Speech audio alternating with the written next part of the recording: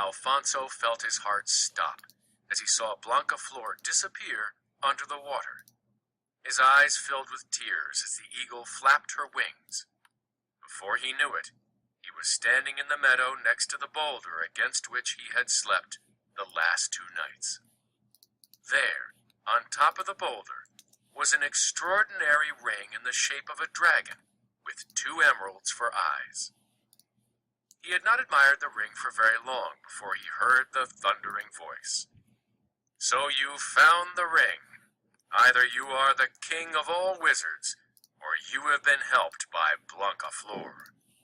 Alfonso remained silent. The voice continued. "Follow the path to the castle. Tonight you will meet my 3 daughters, and choose one for your wife." When Alfonso reached the 3 silver towers, the gates were open. He entered, and in the main banquet hall there were 3 white doves. "Choose one, right now," the voice echoed against the thick walls. Alfonso studied the 3 doves. They looked identical, but he noticed that one had what looked like a broken wing. He remembered Blancaflor's little finger, hanging twisted from her hand. "I choose this one," he said, and walked toward the dove with the broken wing. Suddenly, Blancaflor stood in front of him, surrounded by her sisters, who looked just like her. No one would have been able to tell them apart. But when Alfonso observed Blancaflor's hand, he could see that one of her little fingers had been bandaged. "Take your wife," ordered the voice, "and let's all go to sleep now. We will celebrate the wedding tomorrow." Blancaflor guided Alfonso to her bedroom. Once inside, she closed the door and whispered to him, "They will kill us tonight. We must escape." She arranged the covers on the bed to look as if they were both sleeping. She blew on the glass of water next to her bed and led Alfonso outside. "I will stay here on guard in case my father comes in pursuit. You go to the stables to fetch a horse and bring it here. But mind you, there are 2 horses there. One is young and strong. His name is Viento, which means wind. The other one is old and thin. His name is Pensamiento, which means thought. Make sure you do not take Viento. Take Pensamiento."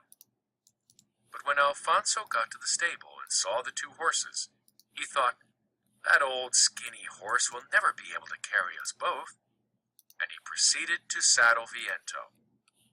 While Alfonso was getting the horse, Blancaflor's father was at his daughter's door. He called softly to see if she was asleep.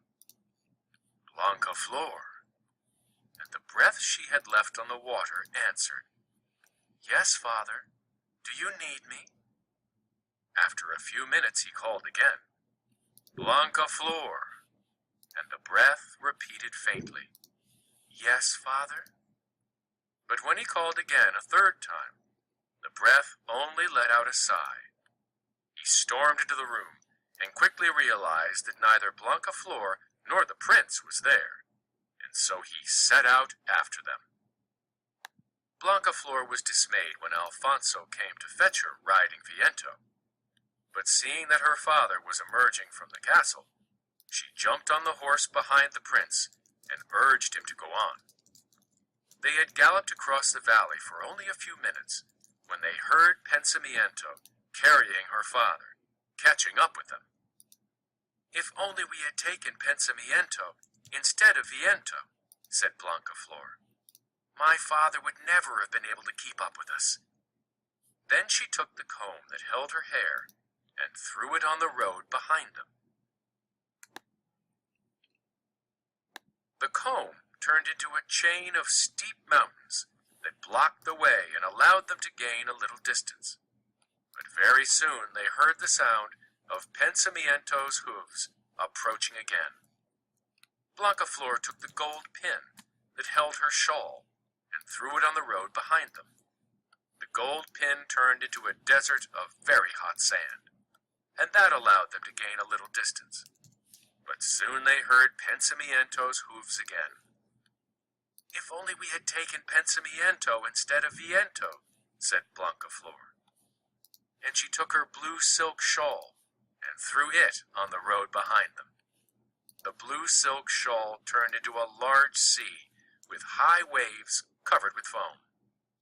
Then Alfonso urged Viento, "Take on all my good thoughts, the thoughts of my mother's love, the thoughts of my father's kindness, my thoughts of love for Blancaflor. You can take these thoughts, Viento. Let them lighten your step." Spurred by Alfonso's thoughts, Viento became as fast as Pensamiento. Before they knew it, the prince and Blancaflor were at the doors of Alfonso's own castle, being greeted by his kind father and his loving mother, who held them both in one embrace. They were still holding one another when a terrible gust of wind began ripping the leaves off the trees, and they could see a black tornado approaching. Alfonso gathered all his courage and shouted into the wind, "My word has been honored. How about yours?" The wind blew even more wildly for a moment, but then it subsided, and they heard in the dying wind a deep voice that sounded as though it came from far away. "You have proven to be wise, my daughter. Now, be happy." And this is the story of Blancaflor. It began with threads of silver and ended with threads of gold, all woven for you in the story I told. About the author and illustrator.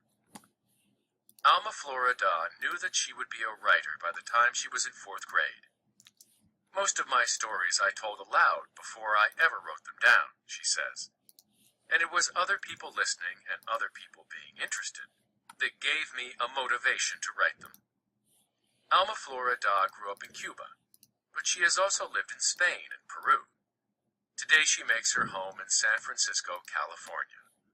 For Alma, knowing 2 languages, English and Spanish, has made her world richer. She believes that all children should be given the chance to learn 2 or more languages. Beatriz Vidal grew up in Argentina, but later traveled to New York. There she met an artist who inspired her to begin a career as an artist. So she began to study painting and design. Soon her work was shown in magazines and later books and exhibitions. Beatriz has won awards for her colorful work and has taught others to enrich children's books through illustration.